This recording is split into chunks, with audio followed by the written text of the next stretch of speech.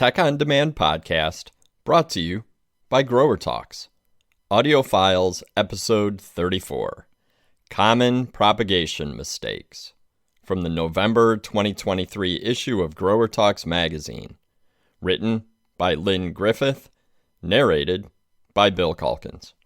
Common Propagation Mistakes. Horticulture is an art as well as a science.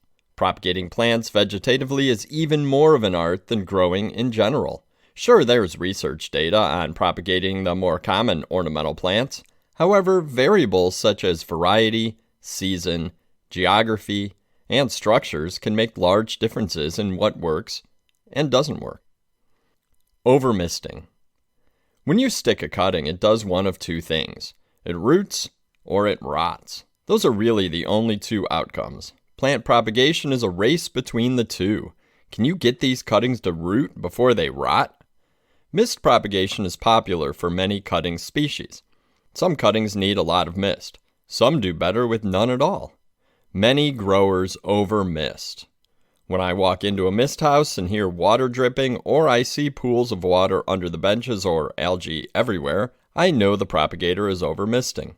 Mist is intended to prevent drought stress in the cuttings without drowning the media and rotting the cuttings. Wrong mist heads. You see all kinds of mist heads used in the trade. Some are excellent and some are terrible. Many are really irrigation heads that put out way too much water than needed for prop. Some have irregular coverage patterns that leave dry spots in the propagation trays or beds, resulting in cutting loss.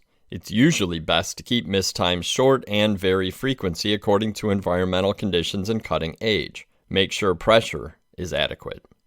Irregular mist head height. Whether on risers or hanging from overhead, mist heads should be at exactly the same height. If they aren't, the lower heads tend to drip between mistings, causing wet spots, washouts, and disease. The pipes or tubes leading to the higher heads will fill with air. When the mist comes on, the lower heads start misting first, while the higher heads are delayed as the pipes fill back with water. This leads to irregular misting, cutting loss, and inconsistent cutting quality. All mist heads should come on and go off at the same time. The way you do that is to have your heads at exactly the same height. Heads should also be placed close enough together so that the entire bench is covered, including the edges. Using the wrong media. Some growers try to propagate in their regular growing media to save money. This is usually a mistake. The physical characteristic of growing media versus prop media are different, as they should be. Propagation mixes usually receive much more water than growing media. They therefore need much better drainage and especially more pore space than growing media. Big pieces of bark in growing media can make it hard to stick cuttings. Usually some combination of peat, perlite, and coir work for propagation mixes. Wrong time of year.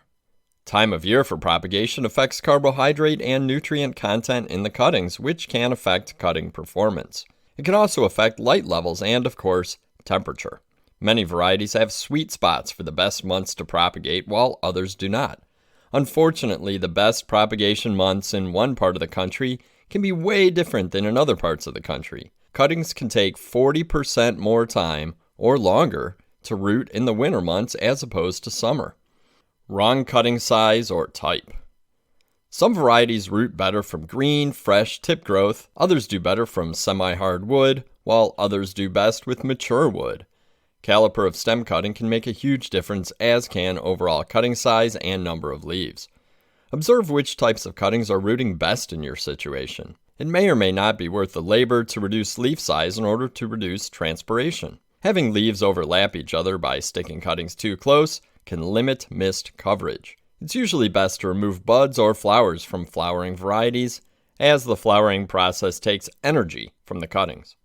Stressing cuttings before sticking. Too often I see propagation crews collect large quantities of cuttings from production plants in the field. By the time the last cuttings of the batch are collected, the first ones have already begun to wilt. Once you drought stress a cutting, it's hard to reverse that stress. You're better off collecting cuttings in smaller batches. Don't let baskets of cuttings sit in the sun or heat while they wait to be stuck, and if you must, toss them under a bench under mist heads to avoid wilting during the sticking process. Wrong hormone rate or type. Rooting hormone products are popular because they often reduce rooting time and cutting loss. However, the strength or rate used can be critical and can vary widely. For rooting of magnolia cuttings, I've seen sources recommending from 3,000 ppm IPA to 50,000 ppm IBA. That's a 28.6-fold difference and everything in between. Propagators should try different rates for their real-world situation. While IBA is the most popular rooting hormone, others may be helpful or better. There's a report that magnolias root much better when you add NAA to the IBA. Dipping in hormone powders is popular, but can be labor-intensive. Liquid products can sometimes be more efficient. Wrong temperature. Air temperature, mist water temperature, and media temperature can all affect propagation success in positive and negative ways. A hot or overly sunny prop house can stress cuttings and cause huge losses from drought stress. Cold mist or chilly substrate can cause cuttings to take forever to root. Bottom heat raising media temperature can be very effective at times in speeding rooting and increasing rooting percentage. Using nutrient mist. While I have a couple of consulting clients who do this successfully, injecting fertilizers into mist water is risky. First, soluble salts can build up in the prop media. This drought stresses cuttings which are already stressed and can lead to disaster. Second, nitrogen and phosphorus in the mist water can lead to algae growth on the media surface and under the benches. This can lead to fungus gnat problems. We may call them fungus gnats, but they really love algae. Inadequate fungus gnat management. It takes a lot of labor to stick a tray of cuttings. We all know that nursery labor is getting more expensive and harder to find. Unless propagators are vigilant, fungus gnats can wipe out entire benches of cuttings. They often feed on the base of the cuttings. The cutting can't transfer enough hormone further up the stem in time, and the cutting will rot. Fungus gnats also spread diseases, which can affect liners even after they root. Monitor prop beds with yellow sticky cards and treat with insecticides where appropriate. Not applying adequate or proper fungicides. The air and water environments in prop houses are usually ideal for disease development. You have high moisture, high temperatures, high humidity, lower light, everything your favorite plant pathogen loves. You may sterilize your cutting tools in prop, but there's nothing sterile about your media, mist water, structure, or hands. The big four, Pythium, Phytophthora, Rhizoctonia, and Fusarium, can all be there, along with Erwinia and other bacteria. Dipping cuttings prior to stick and periodic sprays or drenches, preferably when the mist is done for the day, can mean the difference between a house full of rooted liners and a dumpster full of dead cuttings, and then you have to start all over again. Finally, not attending IPPS meetings. The International Plant Propagator Society can be a great source of information for propagators. You can hear about the latest research updates, mingle with people of your own kind, share tips, experiences, and ideas, and make friends and contacts. They have regional and national meetings that are well worth attending.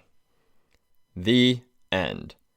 We hope you enjoyed this episode of Audio Files from the Tech on Demand podcast brought to you by GROWERTALKS. Please take a minute to leave us a positive review. It'll help us reach more greenhouse professionals.